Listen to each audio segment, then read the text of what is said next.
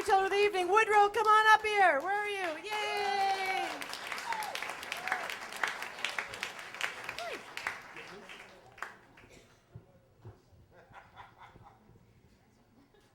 It was 2:30 in the morning, and I had just gotten pulled over for speeding on the Jersey Turnpike. The cop had come up to the window and shined this big bright light in the car, and as I reached over to the dashboard underneath to the glove compartment to pull out the insurance papers and the registration, something joggled loose and it fell out onto the floor. And I looked at it, and the cop, he shined his light on it. It was a whiskey flask. "Is that what I think it is?" he said. "Uh-huh," I said. There was nothing I could do. I hadn't been drinking. Honest to God, this happened to me less than 24 hours ago, 2:30 this morning. I had just been in D.C. watching a storytelling show. I'd gone on a date. I'd taken this girl out to drinks. We'd gone back to her place. It was terrific. And then I got up and said, I have to go back to New York, where I'm renting an apartment. And so I got up, and I went back to New York, and it was on the Jersey Turnpike that this happened. He saw the flask. He made me get out of the car. He shined that big light in my eyes. And I said, "Have you been drinking, son?" No, sir. No, sir. And he flips me around. He says, "Turn out of the way. Go to the car." Pushes me against it. Now he's frisking me. He's patting me down. He gets down to my wallet. He pulls it out. He pulls out my ID, my Texas driver's license. And this is not good because I've just moved to New York recently, but I used to live here 3 years ago, and I was dirt poor. And I worked at the time as a door-to-door salesman. And and I had this motorcycle that I would drive around whenever I needed to leave the city and I didn't have enough money. I would just kind of run through the speed pass, that easy pass lane.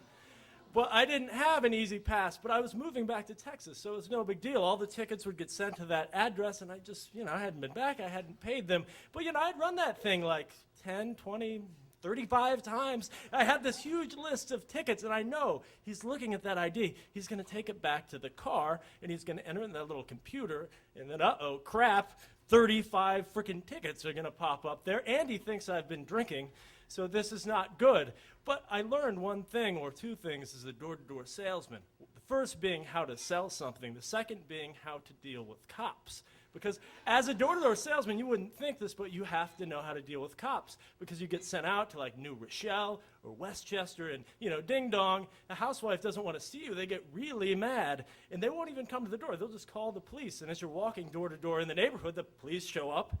And, I have a license to solicit as a professional solicitor. But they have to check to make sure you're registered in that county, which is very important. And if they want to, they can bring you down to the station and check, which takes all day.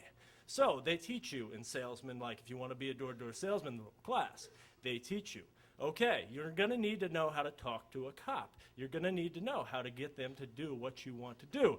And as the little professor trainer guy says, just talk to the cops. Just keep talking. You need something to relate to. Any kind of common ground is what he says.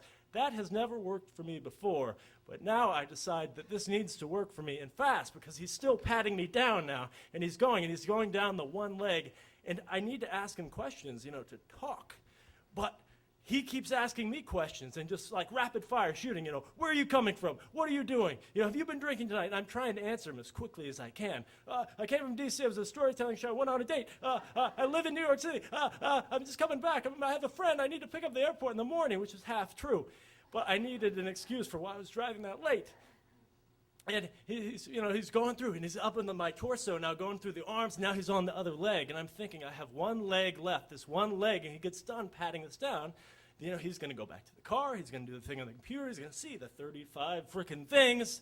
And oh, crap, he thinks I'm drunk. He's going to come out. He's going to make me stand on like one leg and repeat the alphabet like in reverse or something that I can't even do no matter how sober, even if it's not 2:30. So I need to act fast, and he's going down the leg. He's patting me down, and he's yelling these questions over and over, questions I've already answered. Where are you from? Where are you going? What were you doing? I'm telling him, I was in D.C. I was at the storytelling show. And he stops, and he goes, storytelling show? What the hell is that? And I tell him, well, I like to tell stories. I like to hear people, these stand up, and they tell these stories. And he's slowing down now. He's getting down. Oh, yeah? Well, my wife, she likes that sort of thing. And he's slowing down. And now it's getting really awkward because he's at the bottom of the foot, but he's keeping, like, padding. He said, well, what is it? What is it? You know? So he's patting me, and I said, well, so what is it like? And I tell him, well, you know, I think tonight, actually, I'm going to go sign up to do a thing at the Moth. And he stops, and he turns me around. He stands up, and he puts that flashlight. He's, the Moth, huh? My wife gets that on the podcast. and literally, honest to God, he flipped back, he clicked on the thing, he looked at my name, and he said, Woodrow Landfair, huh? He hands me my ID back. He says, I'll tell my wife to listen for you. And he gave me a warning.